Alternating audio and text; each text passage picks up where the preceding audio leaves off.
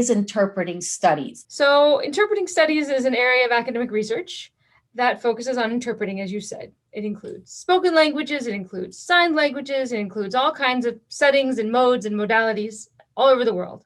It used to be a number of decades ago that interpreting research was sort of included with translation research as the same thing.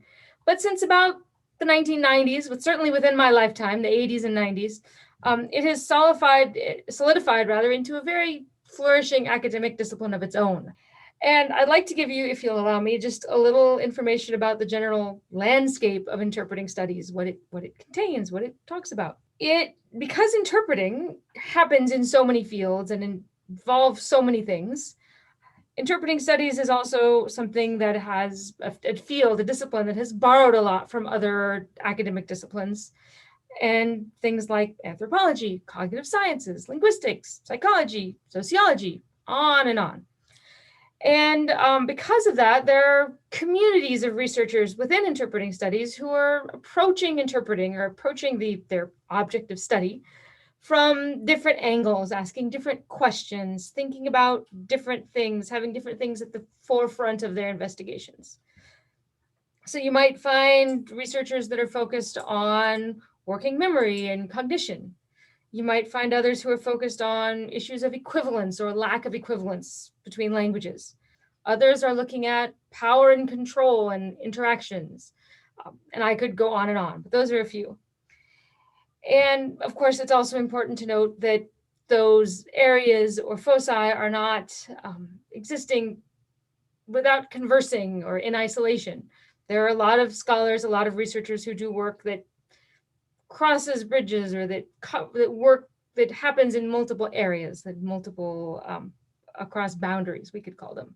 And in fact, a lot of scholars have talked about how this is a strength of interpreting studies, that the fact that people are cross-pollinating and sharing across settings and foci and research approaches is very important, a very big strength.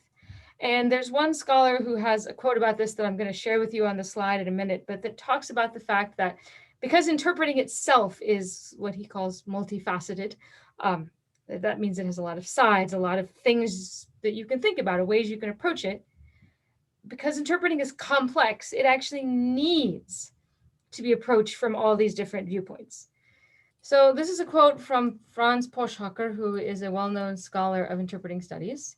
And he talks about that interpreting, we can think of interpreting as something that happens between sociocultural entities. So out there from a sociological perspective of systems and courts of law and hospital systems and international business and international diplomacy and social services work at the local level, that interpreting is something that happens between these entities. It's also a distinct professional profile. We can examine and investigate what is an interpreter?